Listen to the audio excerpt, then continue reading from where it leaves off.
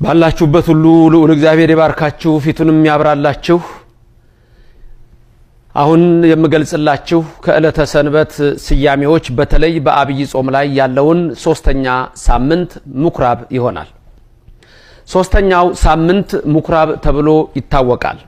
ይሄም ቀን ጌታችን መድኃኒታችን ኢየሱስ ክርስቶስ ወደ ምኩራብ ገብቶ ያስተማረበትን ዕለት እናስብና አጠቃላይ ቤተ መቅደሱን ግን እግዚአብሔር እንዴት እንደወደደው ነው።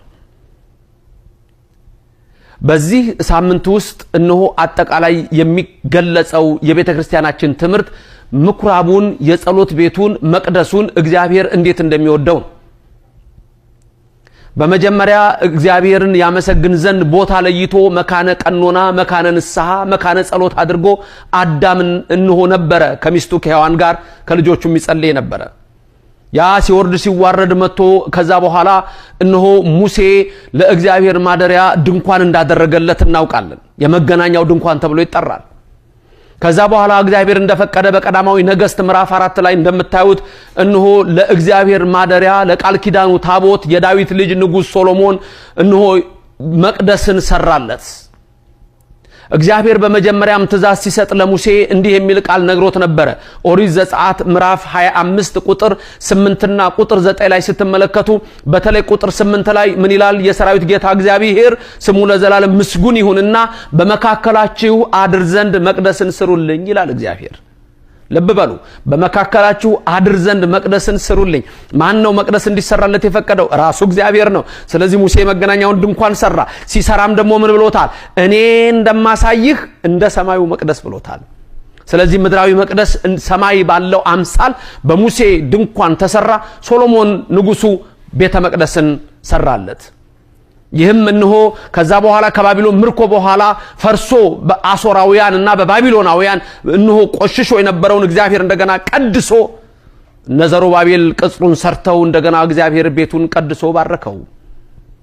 ምኩራብ ተብሎ በሚታወቀው በዚህ ሶስተኛ ሳምንት የሚነገረው ቃል በዮሐንስ ወንጌል ምዕራፍ 2 ላይ እንደተጻፈው የቤት ቅናት በላኝ አንገበገበኝ የሚለው በማቴዎስ 21 ላይ ተጽፎ እንዳለው ነው። መድኃኒታችን ኢየሱስ ክርስቶስ በዚህ ቀን ወደ ምኩራብ ገባ። ወደ ምኩራብ ገብቶ እነሆ ምኩራቡን የጸሎት ቤቱን የሌባ ዋሻ አድርገውታል። ስለዚህ ጌታ ምን አለ? ጅራፍ አበጅቶ አስወጣ። እስመ ቅንዓተ ቤትከ በላን፣ የቤት ቅናት በላኝ አንገበገበኝ ብሎ ይሄ ቤት የጸሎት ቤት ነው፣ ይሄ ቤት ማደሪያዬ ነው እንጂ የሌቦች ዋሻ አይደለም ብሎ መቅደሱን እግዚአብሔር ቀደሰው። ምኩራብ ተብሎ የሚታወቀው ይሄ ነው። ስለዚህ ምኩራብ የጸሎት ቤት ቤተ መቅደሱ የሚከብርበት የተከበረበት ዕለት ጌታችን መቅደስን የወደደበት የሚወድበት ለዘላለምም እነሆ የተቀደሰ ቤት ሲሆን እንደሆነ የሚያሳየን ትምህርት ነው። በነገራችን ላይ መጽሐፍ ቅዱስ ላይ መቅደስ አለ፣ እኛም መቅደስ አለን። መጽሐፍ ቅዱስ መቅደስ ውስጥ ታቦት አለ፣ እኛም ታቦት አለን። በመጽሐፍ ቅዱስ መቅደስ ውስጥ ካህናት አሉ፣ እኛም ካህናት አሉን። በመጽሐፍ ቅዱስ ውስጥ መቅደስ ውስጥ ጽና አለ፣ እኛም ጽና አለን። በመጽሐፍ ቅዱስ ውስጥ መቅደስ ውስጥ ዕጣን አለ፣ በእኛም መቅደስ ውስጥ ዕጣን አለ። መቅደሱ በምድር ያለው እኔ እንደማሳይህ እንዳለው በሰማይ ማደሪያው ነውና በሰማይም መቅደስ አለ፣ በሰማይም ታቦት አለ፣ በሰማይም ካህናት አሉ፣ በሰማይም ዕጣን አለ፣ በሰማይም ቅዳሴ አለ፣ በሰማይም ክብር አለ። ዛሬም በኦርቶዶክስ ቤተክርስቲያን ውስጥ ይሄ አለ።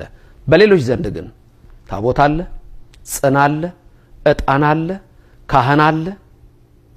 ወገኖቼ ያላችሁበትን እምነት እወቁት፣ ያላችሁባትን ቤተክርስቲያን ተረዱ።